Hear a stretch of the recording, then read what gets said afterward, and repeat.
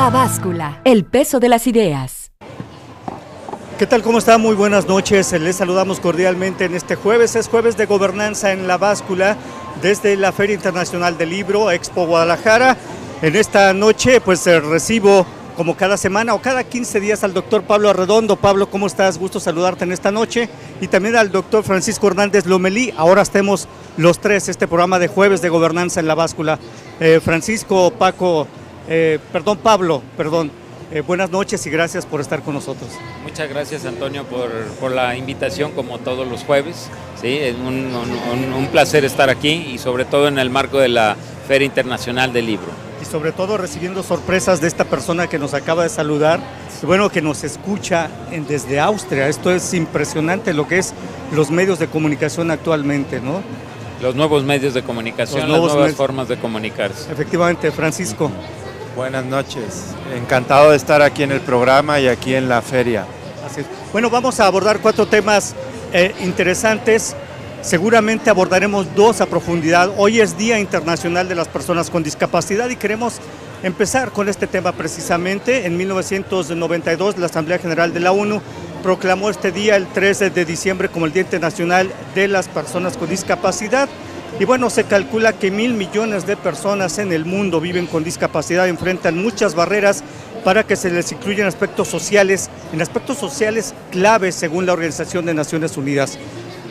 Pablo, ¿qué nos cuentas sobre este tema? Y después Francisco, por favor, Pablo. Bueno, yo lo que tendría que decir es que el tema de las personas con discapacidad o con capacidades diferentes, llamémosle así también, es un tema que se ha ido posicionando poco a poco, en unas sociedades más, en otras sociedades menos, pero tiene que ver fundamentalmente con los derechos humanos de las personas con discapacidad y que estos derechos humanos se manifiestan y se expresan de diversas maneras. Tienen que ver con las oportunidades que tienen para desarrollarse, tienen que ver con los espacios de desempeño, con la capacidad o la posibilidad de obtener empleos, con la posibilidad de tener oportunidad de educación y de desarrollo, con la oportunidad y la posibilidad de tener servicios de salud adecuados para sus condiciones y sobre todo, con la posibilidad de que la sociedad los trate como iguales, porque el problema, uno de los graves y serios problemas que existe para esta comunidad, que es muy amplia, como tú lo acabas de mencionar, es el problema de la discriminación. Y en la medida en que ese es un tópico, no es legal necesariamente, es un tópico cultural fundamentalmente, y solo en la medida en que nosotros generemos nuevas dinámicas culturales, tendremos la capacidad de incorporar a la sociedad en las lógicas naturales, las lógicas más comunes, a todo este conglomerado de personas que conviven con nosotros, que están con nosotros, que son parte de nuestras familias y que están ahí y que tienen todos los derechos de desarrollo en el mundo, deberían tener todos los derechos para desarrollarse en este mundo. Y deberían establecerse políticas públicas mucho más eficaces o eficientes para precisamente hacer de estas personas, incluirlas en el desarrollo de una sociedad, ¿no? Para que ellas puedan también propiciar su propio desarrollo personal, familiar incluso y de grupo. Francisco. Sí, tenemos una deuda histórica como sociedad. Y como sociedad me refiero a ciudadanos comunes y corrientes como nosotros, medios de comunicación, pero sobre todo de nuestras autoridades. La deuda es amplísima. Es cierto que en los últimos años se han creado instituciones para, como tú lo acabas de decir, para la inclusión de personas con discapacidad, para acabar con la discriminación y para asegurar en lo posible los mismos derechos de las demás personas.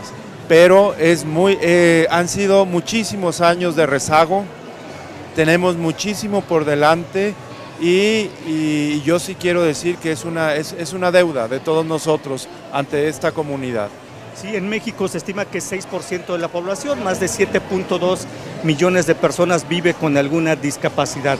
Es una cifra elevada y yo platicaba con Héctor Figueroa, precisamente el coordinador de del Consejo Estatal para la Inclusión y Atención a las Personas con Discapacidad, y me decía, cualquier persona estamos susceptibles de quedarnos con alguna discapacidad. Los accidentes son la causa de que en 30 segundos podamos tener nosotros alguna discapacidad, ¿no? Y esas personas son las que hay que atender precisamente. Sí, la discapacidad puede ser por nacimiento, puede ser por una enfermedad posterior y también por accidente. Un accidente y que eso provoca que una persona adquiera una discapacidad. Pero por la edad también podemos decir, ¿no?, que naturalmente ya en una edad avanzada desafortunadamente empiezan a brotar nuevas o discapacidades, pero de cualquier manera son amplias, son de diferentes tipos, y también ahí la dificultad real de que todas las personas adquieran los mismos derechos. Sí, hay algunas cifras interesantes del INEGI. Pablo Francisco dice, de cada 100 personas, esas son cifras de México, el 33% tiene alguna discapacidad por edad avanzada, el 41% es por enfermedad, el 11% por nacimiento, solo el 11% de nacimiento, el 9% por accidente, 5% por alguna otra causa y 1% por violencia. Y Héctor Figueroa me decía, por ejemplo, un medicamento mal administrado puede dejarte ciego de la noche a la mañana, y ese es un riesgo en el que todos estamos expuestos, ¿no? Sí, yo creo que ese es el punto que deberíamos de tomar como punto de partida. Todos estamos expuestos a padecer alguna incapacidad de una u otra manera, y si no tenemos la conciencia de que la sociedad tiene que adaptar sus maneras de operación a la discapacidad, y no simple y sencillamente discriminar o marginar a quien no puede, entre comillas, operar con la normalidad, entre comillas también, estamos cayendo en un serio problema. Está comprobado, hay muchas experiencias en el mundo de la capacidad productiva que tiene mucha gente que carece quizá de algún tipo de capacidad, o que padece algún tipo de discapacidad. Está comprobado la capacidad intelectual, la capacidad física. Es decir, por ejemplo, algunos de nuestros mejores deportistas en México son personas que tienen algún tipo de discapacidad física. Ellos tienen mejores desempeños que muchos de los deportistas que cuentan con todos sus sentidos y supuestamente están en la normalidad. Y ellos nos han dado, por ejemplo, fuertes y grandes lecciones de esto, ¿no? Y podríamos ahondar en muchos ejemplos. Bueno, el físico más connotado de nuestro tiempo es un hombre que padece una discapacidad, y es Stephen Hawking, ¿no? Entonces, bueno, tú estás viendo que no existe el concepto de incapacidad como tradicionalmente lo hemos manejado. Tendríamos que transformar ese concepto.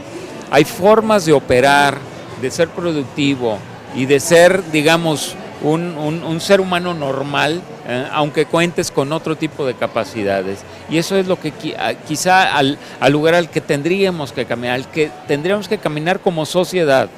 Porque en efecto hay algunas instituciones, hay algunos espacios, hay algunas iniciativas que han caminado hacia allá. Todos sabemos ahora, por ejemplo, que bueno, los ciegos ya pueden votar a través de cierto tipo de mecanismos de boleta braille, etcétera. Pero bueno, eso no era, hace unos años no era así, y a los ciegos se les estaba quitando la posibilidad de ejercer un derecho, que es el derecho de decidir quién no gobierna en un país, o en un estado, en un municipio. Bueno, como eso tendremos que ir caminando más y más y más, ¿sí? ¿Cuál es la posibilidad que tiene cualquier persona con discapacidad, por ejemplo, de incorporarse al sistema educativo y de seguir, como cualquier otro, una carrera universitaria, por ejemplo, ¿no? Sí. Hasta sus últimas consecuencias. Pablo Francisco, permítanos hacer una pausa, la primera en esta noche, jueves de gobernanza en la báscula, desde la sede de la Feria Internacional del Libro. Ya volvemos.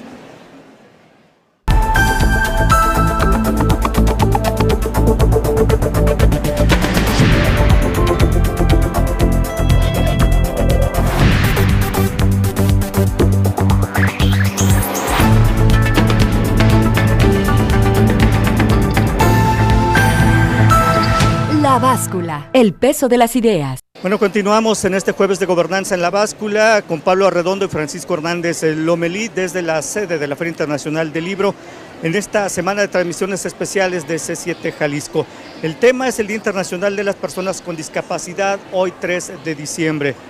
Pablo, Francisco, ¿qué tienen que hacer los gobiernos en materia de políticas públicas? Es jueves de Gobernanza y bueno, parte de la inclusión de las personas con discapacidad corresponde precisamente al establecimiento de políticas públicas por parte de las autoridades de los 3 niveles de gobierno.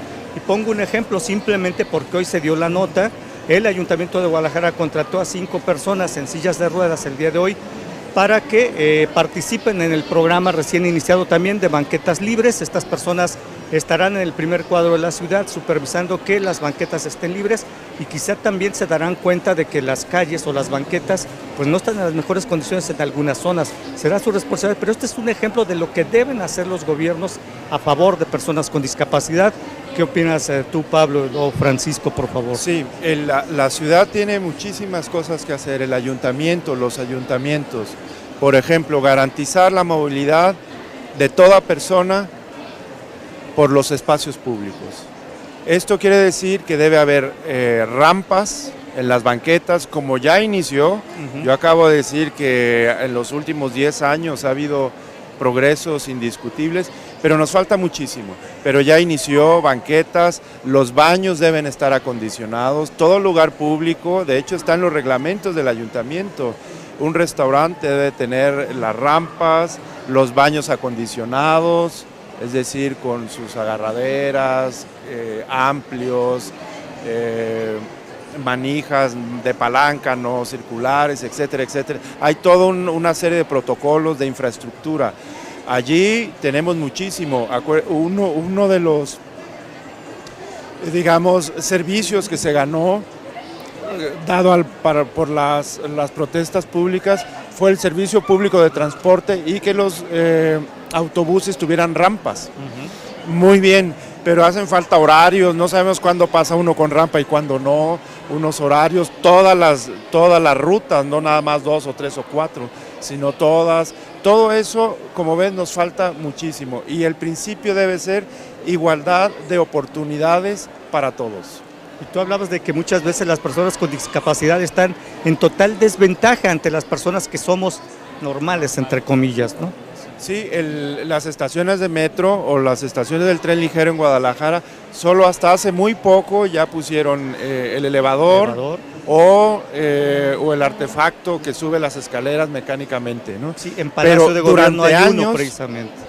10 años, 15 años, era imposible ser usuario del transporte, del tren ligero, alguien que tenía una silla de ruedas o que tiene una silla de ruedas. Eso es el rezago que tenemos.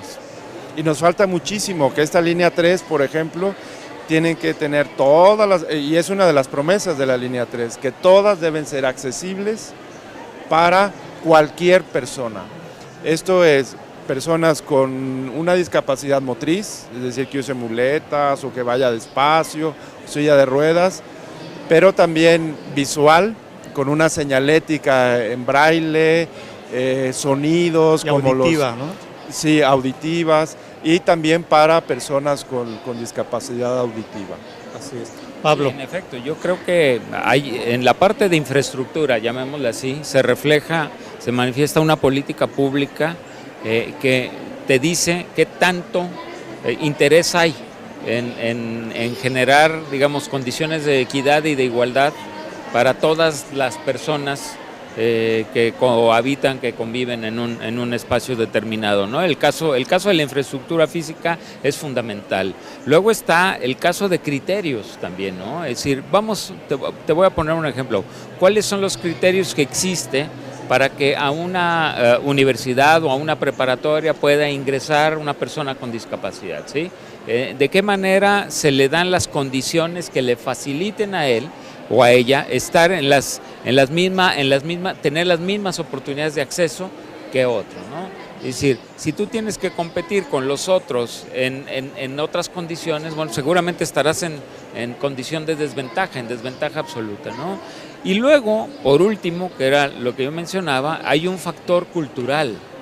que tiene que ver cómo nos vemos todos en una sociedad y no cómo observamos al otro que no tiene las mismas capacidades que yo, como si fuera realmente alguien que hay que marginar, ¿verdad? Y esa es una cuestión cultural. ¿Cómo se rompen estas cuestiones culturales? Por múltiples vías, ¿no? Desde por la forma en que los medios de comunicación, por ejemplo, retratan la vida de los llamados discapacitados, sus maneras de operar y desempeñarse, cómo en las propias familias cultivamos eso, cómo en los círculos cercanos de amigos cultivamos eso. Es decir, en la medida en que vayamos generando un entorno cultural distinto, es probable también que podamos empujar al Estado, al gobierno, para que sus políticas públicas estén de acuerdo con esto. Y en efecto, los grupos, sobre todo los que se sienten más directamente afectados, tendrán y seguirán por fortuna presionando a quienes tienen que presionar para que las cosas cambien, para que los servicios se adapten, por ejemplo, ¿no?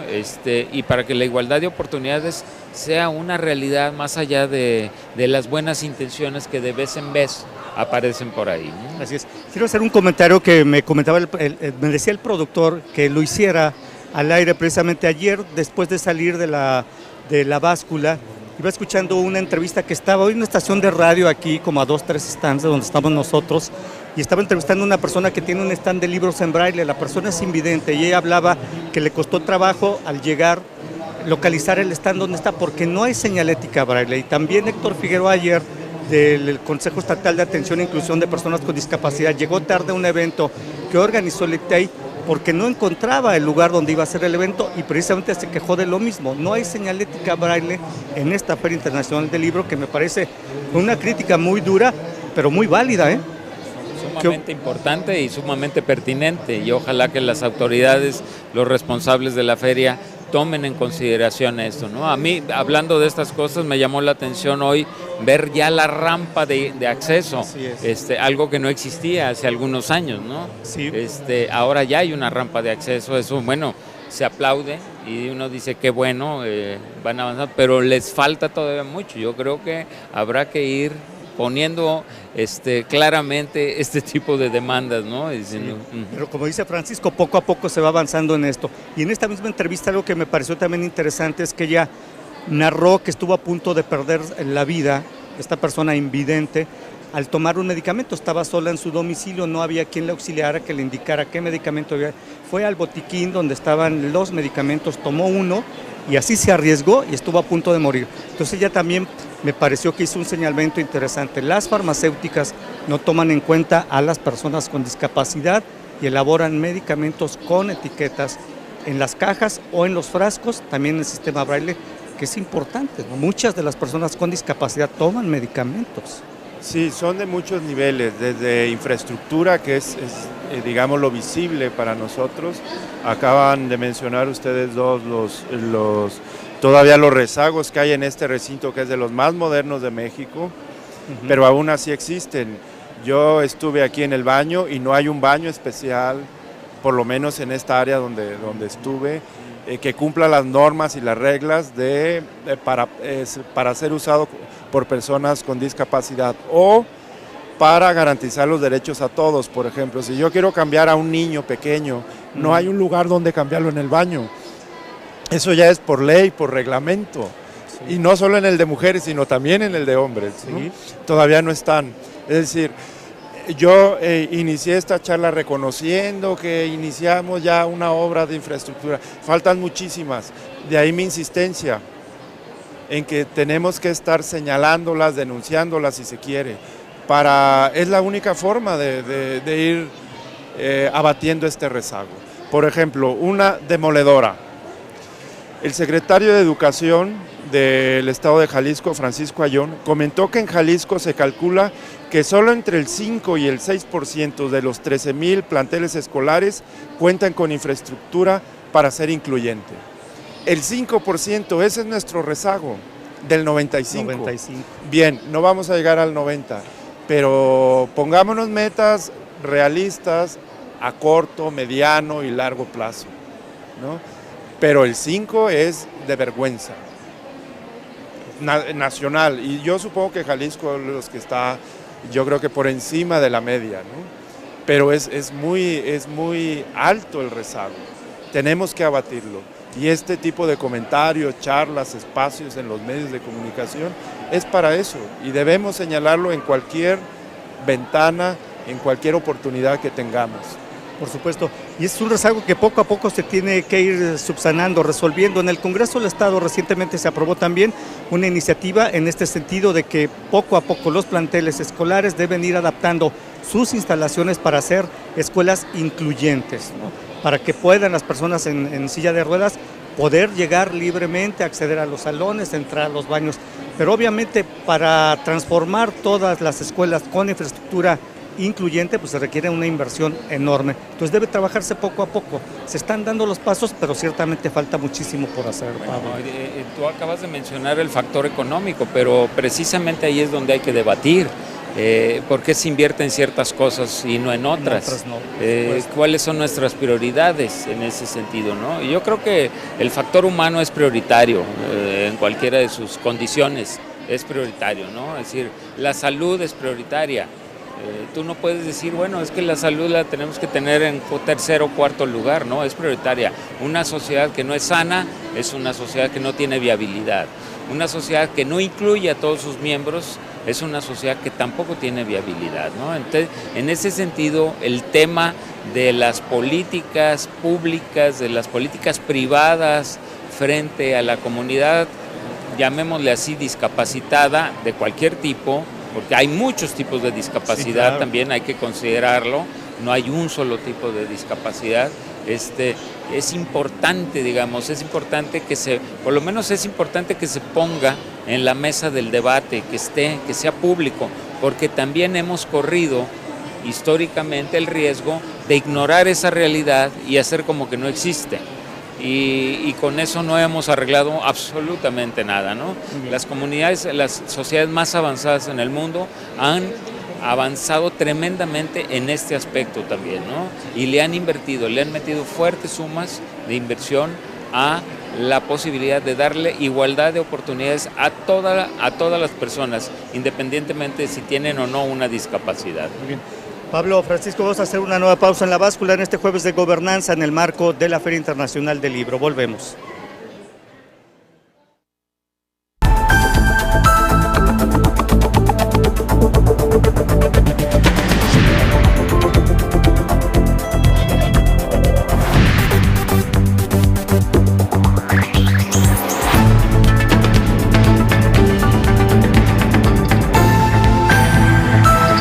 La báscula, el peso de las ideas. Bueno, continuamos en este jueves de gobernanza en el marco de la Feria Internacional del Libro con el doctor Pablo Arredondo, el doctor Francisco Hernández Lomelí.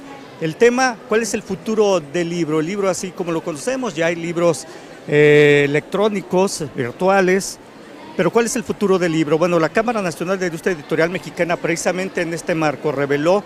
Esta Cámara dice que hay una crisis en el sector debido a factores como la desaceleración económica, la disminución a los presupuestos federales y estatales, así como el incipiente crecimiento de los libros electrónicos. Ellos llaman incipiente crecimiento de libros electrónicos. Yo diría que ya no es tan incipiente este crecimiento.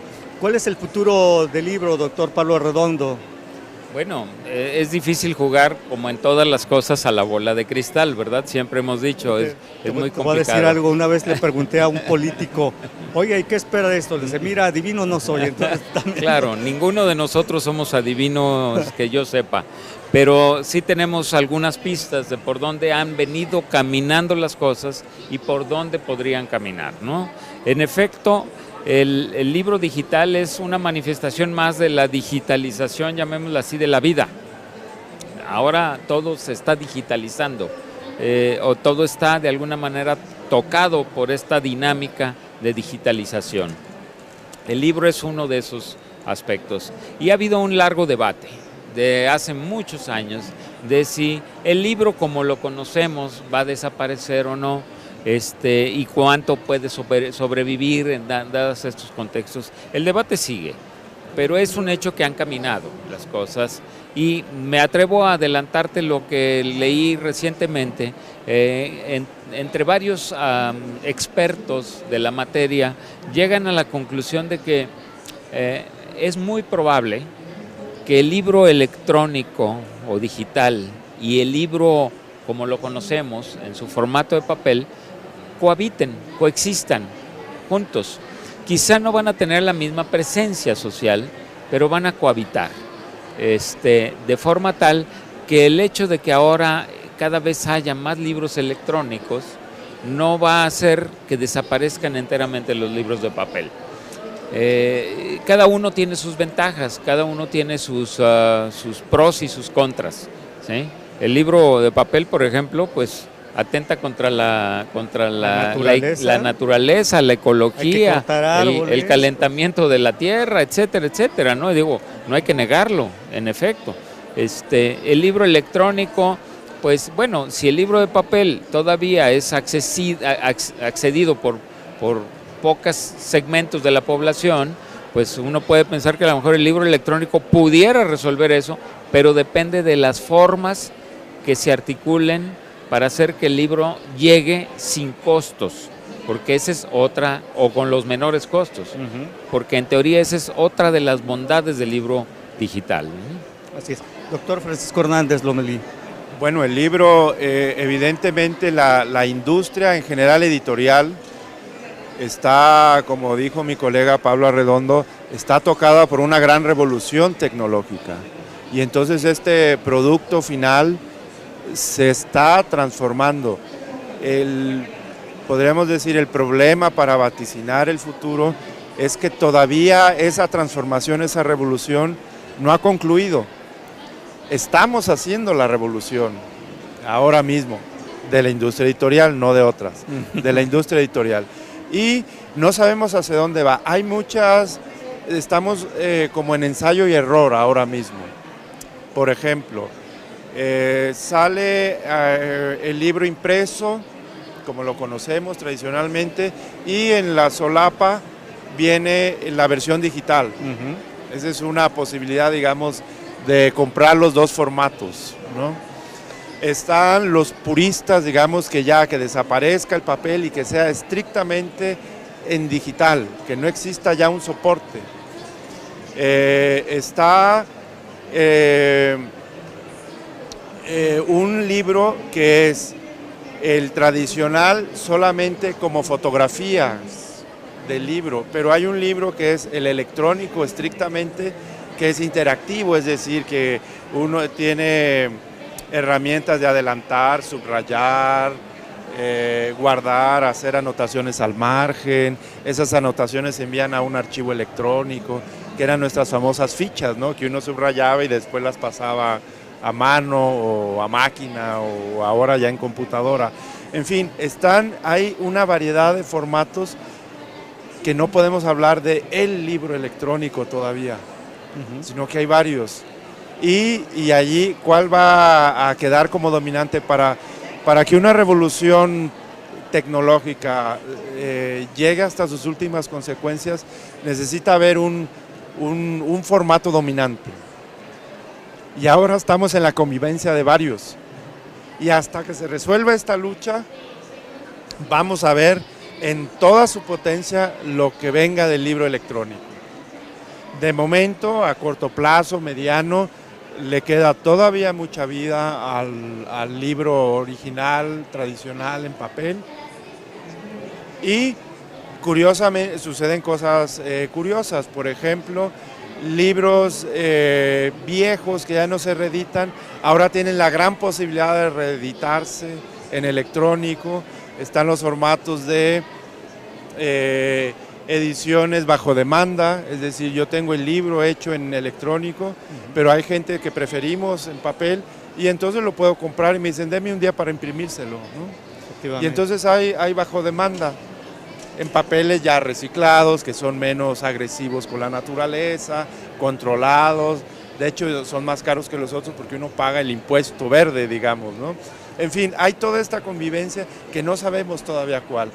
Y Y claro, hay intereses industriales, comerciales, detrás de cada uno de los formatos, que puja y lucha y defiende su formato para que se establezca como el estándar, ¿no? Y apoderarse del mercado, etcétera, etcétera. Entonces la lucha tiene que ver con diseñadores, con estrategias de mercado, con derechos, qué vamos a hacer con los derechos, ¿no? Tipo que yo lo compro, como la música, ¿no? La compro y nada más te la alquilo porque no tienes el derecho, estás comprando el derecho al disfrute, pero no es la propiedad tuya que puedas hacer con esa copia, dársela a tu hijo, por ejemplo. No es como un libro que lo tienes ahí, sabes que es tuyo, ¿no? A menos que lo prestes. Ya lo no regalas, lo prestas, etcétera. Todo eso es lo que está en debate, todo eso es lo que está en la mesa de discusión. Como bien dice el doctor Hernández, se están experimentando formatos, fórmulas. Las grandes corporaciones, que no hay que olvidar, las grandes corporaciones editoriales, no son pequeñas empresas, son empresas que tienen presencia, no nada más en el mundo del libro, tienen presencia en general en muchos tipos de ramas de actividad que tienen que ver con los medios de comunicación, que tienen que ver con otro tipo de cuestiones, ¿no? Entonces las grandes empresas están haciendo sus cálculos de cómo viene, cómo va a ser. Ahora, para mí creo que una de las cuestiones más importantes es que el futuro del libro, a final de cuentas, depende de un factor. Y ese factor se llama los lectores. Que haya lectores. Los lectores. Entonces, la cuestión es cómo vamos a producir lectores, cómo vamos a generar el hábito de la lectura, cómo vamos a hacerlo general, disfrutable, en medio de un entorno que está plagado de estímulos que a veces no facilitan la lectura, por cierto, ¿no? Es decir, los viejos hábitos de lectura, de meterte a una biblioteca o a un lugar donde no hay ruido, donde nadie te molesta y puedes con toda tranquilidad estar hojeando un libro, pues eso se está extinguiendo. Ahora la lectura se lleva a cabo en otros escenarios, con otras intensidades, en medio de otro tipo de entorno digital y mediático, llamémosle así, ¿no? Sí. Pablo, Francisco, vamos a hacer una nueva pausa en La Báscula, jueves de gobernanza desde la Feria Internacional del Libro. Ya volvemos.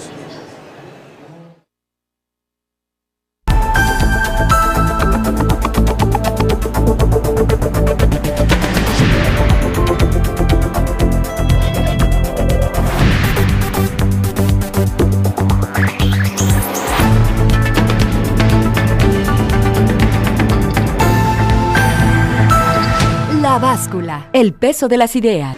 Bueno, continuamos en este jueves de gobernanza en La Báscula con el doctor Pablo Arredondo y el doctor Francisco Hernández Lomelí. El tema clave, lo mencionaba el doctor Pablo Arredondo, ¿cuál es el futuro del libro? Bueno, en la medida en que haya lectores. Y si a esas vamos, pues hay una encuesta reciente que ya habíamos comentado en este programa de gobernanza.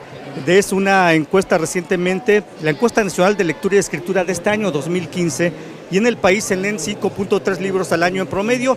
México se ubica como el segundo país en hábitos de lectura, solo por debajo de Chile, que tiene 5.4, pero también éramos escépticos en cuanto a estas cifras. Y si estas cifras vamos, Pablo, pues yo diría que el futuro del libro pues es halagador, ¿no? Porque parece ser que en el país cada vez se lee más, pero también Francisco Hernández Lomelí, él hace una acotación que parece importante. Estamos leyendo más, pero también estamos leyendo en electrónico, estamos leyendo en los teléfonos celulares, los teléfonos inteligentes, ¿no? Sí, habría que tomar una definición clara de qué entendemos ¿qué es lectura? Por lectura, o qué tipo de lecturas. Claro, yo leo anuncios en la calle y ya eso me hace lector, no estoy muy convencido, no estoy seguro que eso me haga lector. Leo correos electrónicos, bueno, a lo mejor me hace lector a un nivel. Pero, a ver, ya leí el Cervantes, por ejemplo, a Cervantes en el Quijote, pues a lo mejor si no lo he leído, a lo mejor no soy cierto tipo de lector, por lo menos. O cuál fue la última novela seria que leí. O leo libros que me obligan a leer en mi escuela. Bueno, es otro tipo de lectura, ¿no? Ya no es lectura placer. Es una lectura de otra naturaleza. Yo creo que tenemos que afinar nuestras categorías de qué es leer, qué es ser un lector, ¿sí? Claro, lo importante es ser lector, de cualquier manera, es desarrollar un cierto hábito y un cierto gusto por la lectura, pero nos faltan estudios que sean mucho más detallados sobre esto. Además, no es lo mismo el chavo que la persona de edad media que la persona adulta, ¿no? Ya en la tercera edad, en fin. Yo creo que tenemos que observar los distintos entornos de los lectores.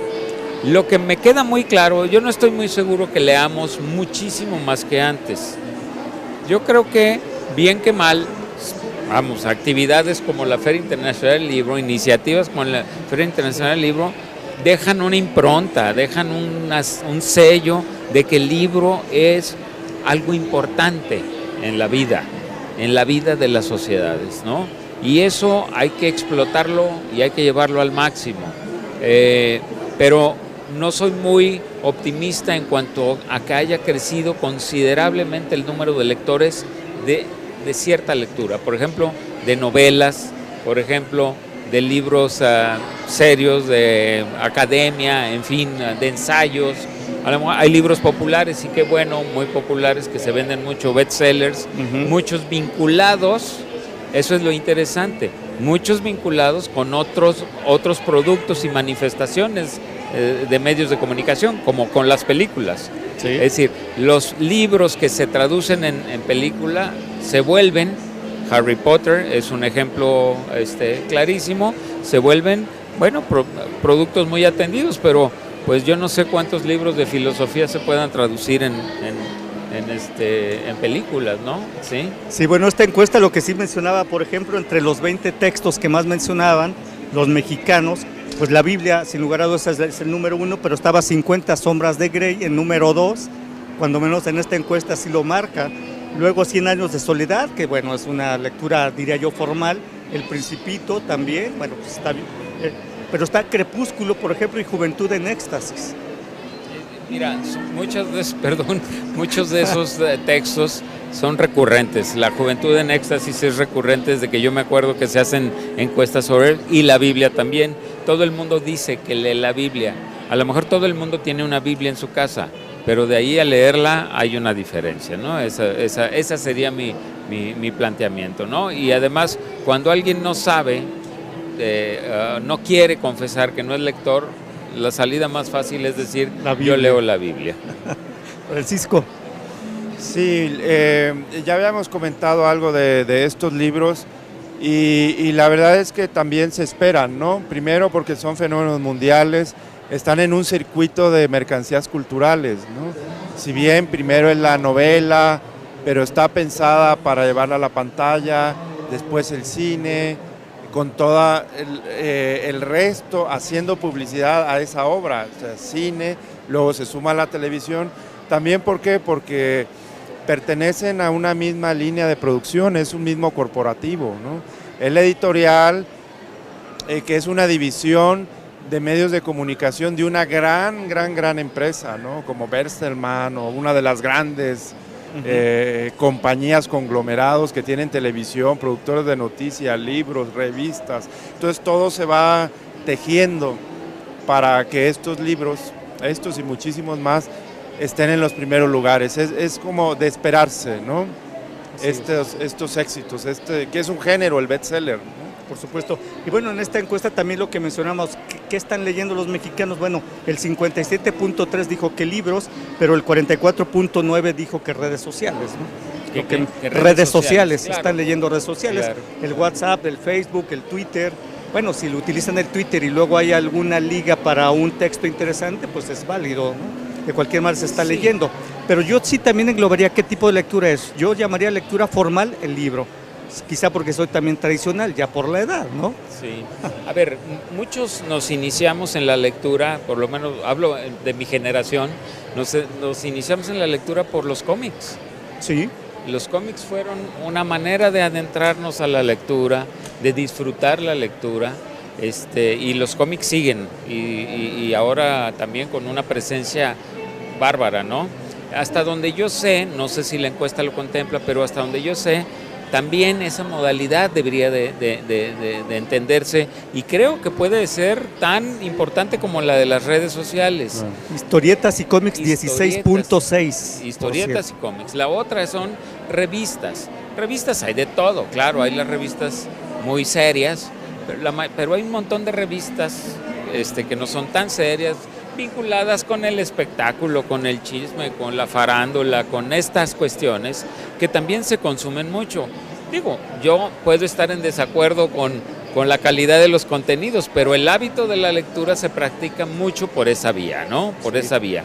Ojalá esos lectores, esos círculos de lectores que crecen por esos medios puedan ser atraídos a otro tipo de lectura, no digo aburrida ni seria, sino otro tipo de lectura, ¿no? Me acabo de tropezar ahora mismo con unos textos de Galeano, que son una maravilla de textos. De veras son una maravilla, los disfrutas, porque no es sociología, no es historia, es como una reflexión cotidiana de la vida. Es una maravilla de lectura que tú dices, y no son libros de superación personal tampoco. Son libros que te hacen pensar, digamos, vamos a ponerlo en ese término. Y bueno, pongo el ejemplo de Galeano, porque Galeano fue uno de esos autores que lo mismo te escribió un bestseller para los historiadores, que es Las venas abiertas de América Latina, o en América Latina, que describe todo el saqueo y colonialista que se hizo de América Latina, que te escribe en este momento, o te escribí hace poco, este tipo de reflexiones sobre qué es el calendario en la vida de un ser humano. Y luego podrías leer a Galeano en crónicas de fútbol también, porque era un hombre que amaba el fútbol. Entonces, eso es... Y hay una frase relacionada con el fútbol que me gustaría decirle al final, que me parece genial y tiene mucha razón Galeano. Sí, entonces, en ese sentido, el lector puede ser un lector diverso, un lector que recorra múltiples plataformas, múltiples contenidos, ¿no? Pero que lo mejor es que no se quede estancado en uno, nada más. Es lo mejor, ¿no? Sí, Francisco. Sí, y siempre hay una división. Por ejemplo, si uno pregunta, revistas, ¿tú lees revistas? Sí. ¿Qué tipo de revistas? ¿Nos puede decir alguna? Da igual el título. Pero ya en los tirajes, si lo cruzamos con los tirajes, ¿cuáles son las revistas que más ejemplares imprimen? 2 revistas y que están asociadas a las telenovelas. Pero les da, pero por mucho, a cualquier revista política, y además son semanales, ¿no? Así es. Entonces son de tirajes de cientos de miles por semana, muy por encima y muy lejos de cualquier revista seria de política, de análisis crítico. Bueno, en el periodismo pasa algo parecido. ¿Cuál es el periódico en formato periódico o los periódicos que más se leen, que más imprimen por lo menos y deducimos que más se leen? Los deportivos. Sí. Antes había solo uno, en blanco y negro, así color sepia, recuerdas muy bien. Claro. Bien, el Esto, que tiraba, era el único y le ganaba, pero por mucho, quintuplicaba su tiraje al periódico serio que le seguía. Ahora se ha complicado más, porque ahora es el Esto más dos o tres más deportivos de gran tiraje. Y los periódicos, el Universal creo que es el que más tiraje tiene, envidia lo de los otros 3 que están por encima de él. Entonces siempre hay como este género, digamos, más ligero, por no decirle de otra forma, al género duro, serio, por así decirlo, ¿no? Bueno, yo diría finalmente que el futuro del libro, yo pienso que no va a desaparecer, va a convivir, cohabitar con el libro electrónico, porque esa sensación de tener el libro, el olor a tinta, el olor a papel, pues es importante, cuando menos a mí me gusta mucho, ¿no? Y sentir que el libro realmente es tuyo. Y tomando en cuenta lo que decía de la frase de Galeano, que hoy por cierto le entregaron el doctorado honoris causa post-mortem a la esposa de Eduardo Galeano, él tiene una frase relacionada con el fútbol, y no me la aprendí bien, pero más o menos dice: el hombre puede cambiar de religión, de casa, de carro, hasta de mujer, pero nunca de equipo de fútbol. ¿No? Una frase que me parece genial, del maestro Eduardo Galeano. Fue un hombre apasionado del fútbol, como fue apasionado de otras cosas, ¿no? Efectivamente. Pablo Arredondo, pues muchas gracias. Francisco Hernández Lomelí, muchas gracias Encantado. por estar en La Báscula en este jueves de gobernanza desde la Feria Internacional del Libro. Muy amables los dos, les agradezco. Muchas gracias, Antonio. Buenas Gracias noches. y gracias a usted, que descanse y muy buenas noches.